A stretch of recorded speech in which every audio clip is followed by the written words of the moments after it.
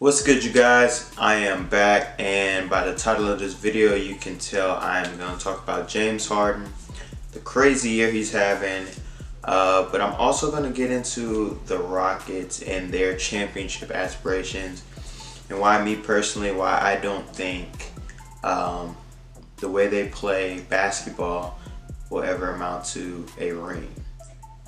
First things first, I'm going to start off with James Harden and the crazy year he's been having. Right now, James Harden's currently leading the league in scoring at 36.5 points a game. Crazy. Not only is he doing that, but he's fourth amongst non-front court players in total rebounds, only behind Russell Westbrook, Ben Simmons, and Luka Doncic, who are all stars in this league. Not only is he scoring the ball, he's rebounding it, and he's also making great passes and facilitating as he's averaging 8 assists a game as well. And that's fifth. That's good for fifth in the league.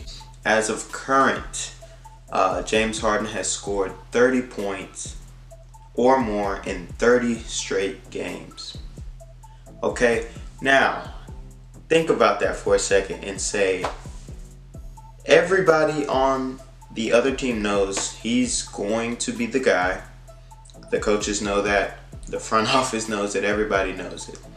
The fans know it, and yet and still it's not enough to stop him because he's such a good contested shot maker and he's such a good deep range shooter, as he is shooting 37% from 3 this year, which is a very good clip considering the type of threes he takes.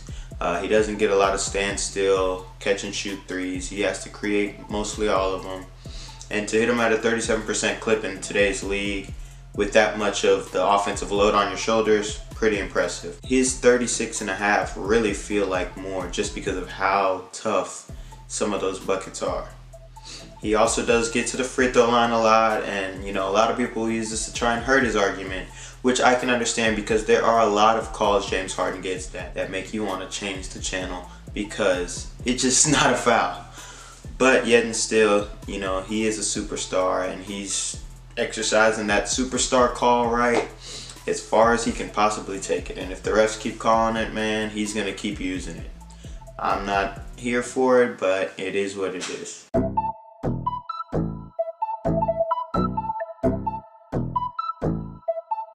I think he should win a unanimous MVP this year. So the only unanimous MVP we've had in our league is Stephen Curry. Back in 2016, where he was just outer-worldly, broke the record for threes in a season, 402, which is insane. But James Harden is on pace to do that same sort of feat. So we have the historic, which is the 30 straight games of 30 points. We have the 7 and 8 for rebounds and assists respectively. So the complete game is there, and they're winning in the games. In the last 30. During this streak, they're 21 and 9. So it's not like he's just putting up these numbers and they're going 500. No, they're winning at a pretty high clip. So when you consider all that into effect, you consider Chris Paul's injury earlier in the year, and they have a positive record without Chris Paul in the lineup. All that can be said to James Harden's value to the team. And I really think there could be a strong case to be made for him being a unanimous MVP. Me being a Laker fan, I hope we match up with the Rockets in the playoffs. Granted, if we even get to the playoffs. But if we make it to the playoffs, I really hope we see the Rockets sometime before we have to see the Warriors. Because I never take them as serious as I should because I don't like their brand of basketball. And anybody who watches the games and is a big fan of sports, they know how the Rockets play. Threes and dunks and layups. No mid-range. Anything in between the elbow to the three-point line is off limits. Well, newsflash for you, a lot of teams are taking away the 3 now because that's what you have to do to be a successful defense. And a lot of teams ain't gonna let you get all the way to the lane because that's just not gonna work. And teams are really good at rotating out to the 3. So what is available based on that given information? mid-range shots. But if it's wired in these players' brains to not take them, you know, that could be a hindrance in the playoffs. And when those threes stop falling like they did in Game 7 last year, that's what you get. You get a loss. Another thing, as good as Mike D'Antoni is at helping, you know, the primary ball handlers' numbers go up and look great, his offense, if we look at it, it is very simple and very easy to guard come playoff time.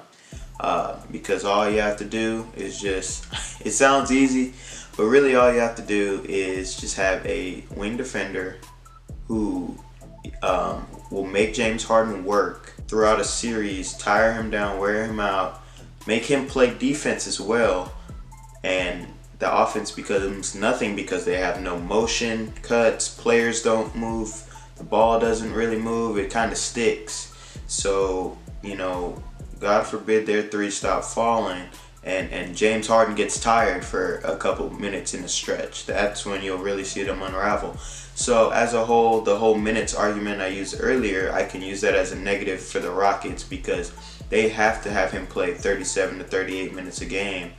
And in the playoffs, that type of stuff just doesn't last. You got to have rest for your starters. And then just based on how focused they seem to always be on the regular season and breaking all these achievements and milestones, it seems that they run out of gas a little bit in the playoffs every year.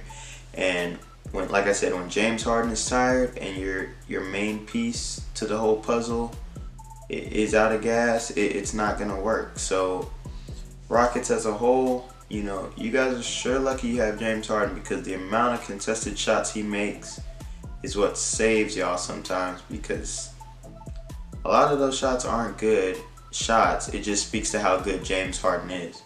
So unless something drastically changes or the Warriors get injured and banged up, and I'm talking 2 of those stars got to go down, I don't think there's any realistic chance for the Rockets making it to the finals. With that said, you will have another MVP award in your trophy case. So, I mean, if that's what matters to Daryl Morey and Mike D'Antoni, all for it. Go ahead, take it. But if you guys want to be a serious contender, you guys got to do something about that simplistic offense and just look within yourselves and within your strategy and say, does eliminating a mid-range shot, a part of basketball, does that really help or does that actually hurt us? That's all from me, man. Thank y'all for watching this video. Shout out to my boy Moez in the Chic Studios. Y'all go give him a look. I'll put a link in the description to that. And yeah, thank y'all.